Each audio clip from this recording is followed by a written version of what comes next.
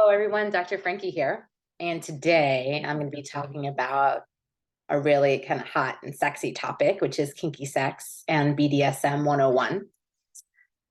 Depictions of kink are everywhere in the US culture today, from SVU episodes to fashion influences to our dating app bios.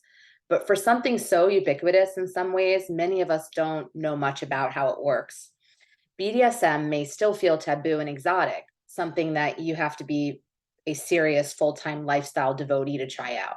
Not so much, but I think people have that assumption in mind sometimes. It may also feel intimidating on a material level. We assume you need a dungeon to complete, the whole experience with whips and chains. In reality, kink or power play is something many quote unquote normal Americans enjoy all the time and incorporate into their sex lives in ways that are accessible and approachable. If you felt a spark of interest in kink but aren't sure where to go next, here's what I think you need to know to begin incorporating kink into your sexual persona. And also keep in mind, you already may be engaging in things that are considered kinky, and you may not even know it. What is kink? It's tempting to explain what kink is by listing what it's not. It's not a way to violate anyone's consent or something inherently violent. It's not a sign that someone is mentally ill, abusive, or has issues. It's not 50 Shades of Grey, although no shade. They feel like it. A lot of us have inherited some alarmist views about kink or BDSM. That's not your fault. And you may find that it's something very different than what you've assumed. It's easy to assume kink is about the parts of it that are most visible from the outside, like the black leather or latex, the accessories like whips or handcuffs, or the big intimidating set pieces like St. Andrew's cross. Those things certainly are a part of kink, or a lot of people, could be think of it to be part of kink and could be for you too. But the most important part of what makes kink distinct from vanilla sex is invisible to the naked eye. It's more of a power dynamic. Whether you want to use handcuffs or not, what makes sex kinky is that the people having it have agreed to some kind of unique power dynamic for the duration of having sex, usually with one person more in control, like a top or dom, and one consenting to give up some control, a bottom or a sub. With these elements in place, the stage is set for some super hot kinky sex. But how does the power dynamic and the whips and handcuffs, if you want them, actually come into play? Let's dig into the actual practices referred to in the acronym BDSM.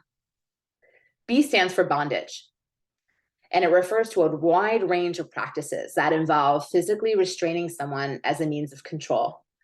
This can be mostly symbolic, like loose ornamental handcuffs, or functional and immobilizing, like having your limbs tied up tightly in a rope.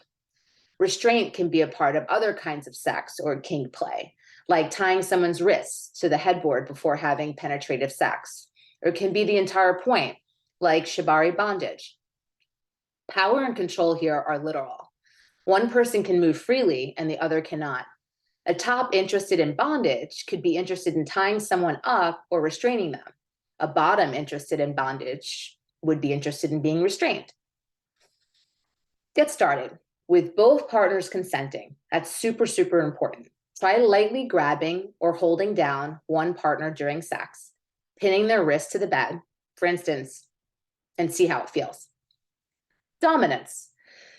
This is what the D stands for in BDSM. This is a broad category, but refers mostly to an intentionally psychological differential of power, right? One person who gives orders or commands, a dominant, and someone else who follows them, which is a submissive. There might be dynamics of rules, discipline, and honorifics like daddy or good girl. Get started, for example, with prior discussion and consent. Like I mentioned earlier, consent's really important. Try shifting the normal logistical discussions that often happen during vanilla sex. For example, can you move over a little bit? Or do you want me to touch you there? Into directions or commands. Move over there. Or I want to touch you here. Sadism. Put simply, a sadist is someone who's into causing some kind of pain to an enthusiastically consenting sexual partner. This isn't separate from bondage or dominance. For instance, spanking is an activity that's about discipline and dominance, but is also slightly painful. Sadists find pleasure in the power and the control of affecting how their bottom feels, and the ability to impact someone else's physical experience, as well as the vulnerability of someone submitting to the experience, which creates such an intense kind of intimacy. How would you get started?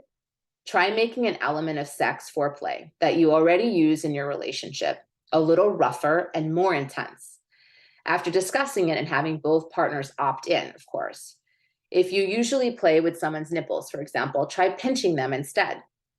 Or try quick, sharp tugs of a handful of your partner's hair close to the root while you're having sex.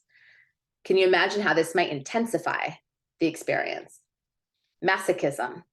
Conversely, masochists enjoy the sensation of pain in sexual situations that they've consented to. This could be anything from impact, like spanking or whipping, to other kinds of intense sensation. Again, this experience is generally linked to a power dynamic.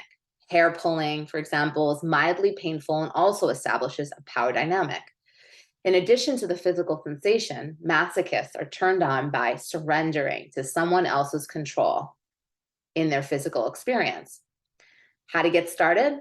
Ask your partner to try the above with you, any of them. Or if you're single, try pinching or lightly slapping the inside of the thigh while masturbating to see how it feels. Hope you enjoyed this, and please comment. And if you're interested in learning more, I'm always happy to expand on any of the topics that I share. And I encourage you to be curious, explore, be playful, and always make sure to get consent. Thanks so much for tuning in, and I'm going to see you next week.